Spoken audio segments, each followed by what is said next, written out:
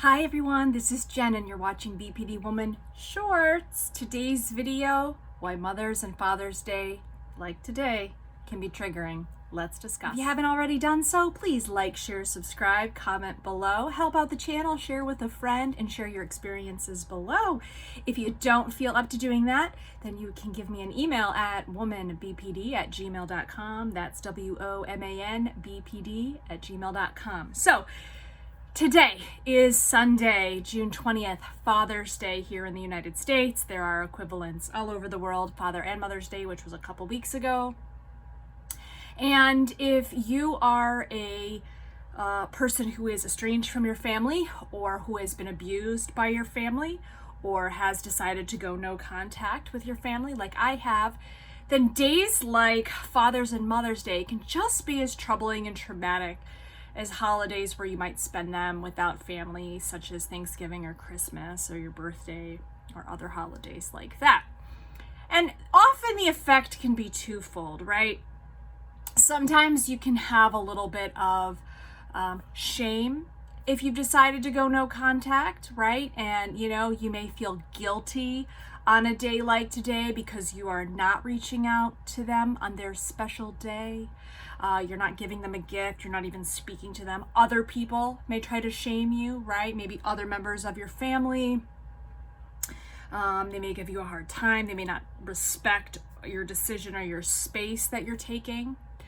And then the second feeling that I have found most common is loneliness, right? And a feeling of disconnect. Days like today can be very obvious that you're not connected to a family or a healthy family. And primarily I'm speaking to those of us who are already no contact, or perhaps your family's passed away, or you're estranged, or they're just out of state, or maybe they've cut you off. Whatever the reason may be, you've decided not to have them in your life. And I have done that. I've not spoken to my father in about 10 years, my mother probably about 4 to 6 years. So you may feel a greater sense of loneliness, right? You're not at the family picnic, right? You're not buying the nice present for dad. You don't have very many fond memories of your family growing up. It may even bring up traumatic events, fathers or birthdays or other holidays that were ruined by these family members. You may recall these days as reminders of how terrible your father was to you, right? Perhaps you're still having nightmares about the abuse. I do, right? And so oftentimes you get this sense of loneliness. It brings up trauma. It's almost like a war anniversary, right? That battle of the Bulge, that battle of D-Day, things that can pop up for you. So sometimes you're either feeling loneliness or shame. And a third alternative is if you are not disconnected from your parents, and you are in contact, then the third thing you may find is that you may feel a lot of anxiety, or you may feel a lot of BPD or ineffective behaviors come up. You may find you're having a panic attack on these days. You may feel like you are so anxious and unsettled or hypervigilant and you don't know why. And so how can you deal with these types of emotions as they come up? Well, the first thing in all of recovering from BPD behaviors is to first actually figure out what it is you are feeling. Right? What is this feeling? Are you watching a commercial about Father's Day or a news, or I was just upstairs at a friend's and I saw an advertisement come on for Father's Day. And honestly, because I'm not even in contact with my family anymore, these types of holidays, they don't really permeate me as they used to. Oh, right, it's Father's Day. Oh yeah, what, I forgot, it's Father's Day. I'm just not connected into that. But you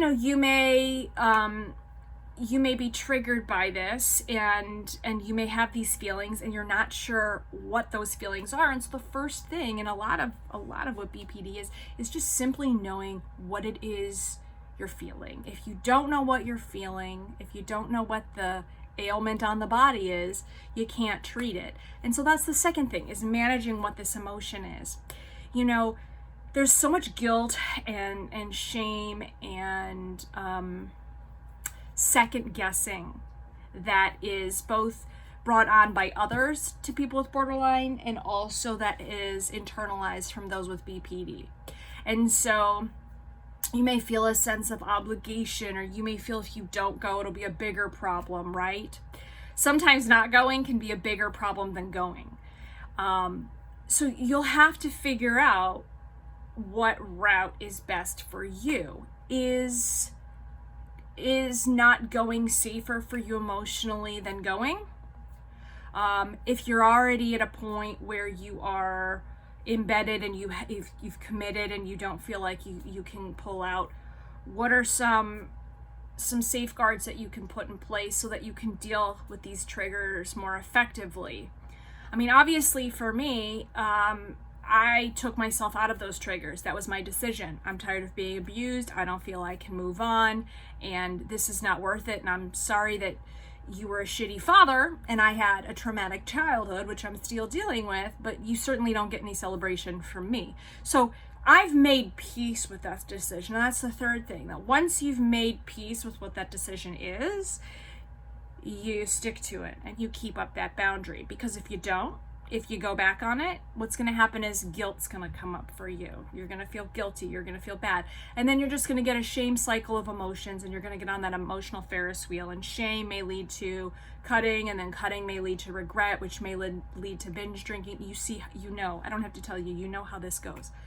So, and be prepared along the way that your decision may not be easy, or other people may not make it easy for you. And in the Wise Mind module of mindfulness, the Wise Mind skill says that you know when you've made a Wise Mind decision when you feel settled with it. And it may not always be easy, or it may not always be a hard decision, but you will feel settled, right? And so oftentimes, for me, it's like when I've thought, do I leave this person? Do I leave this job? Should I do this? Once I've actually pulled the trigger on that and I've done it, I feel like, right? Like an exhale, like something's lifted off my shoulders. So if you are having these types of triggers, I hope that these tips have been helpful for you. As you move through your journey and these holidays come up, and I've done other videos about spending holidays alone, especially things like Christmas and Thanksgiving. And there's also videos on how you can cope when you're triggered by those events. You can really turn these into days that are yours, right? For instance, today's a day that I just work, relax, work out, and watch TV, right? I don't have a family obligation. You may take it as an opportunity to do a self-care day. Instead of feeling guilty, go get a massage, go kayaking, whatever. Turn off your phone for the day. I hope these tips have been helpful. Please let me know how you've dealt with things like Father's Day or Mother's Day. What kind of feelings come up for you? I'm interested in your experience. And until I see you next time in everything you do, please be effective. Bye-bye.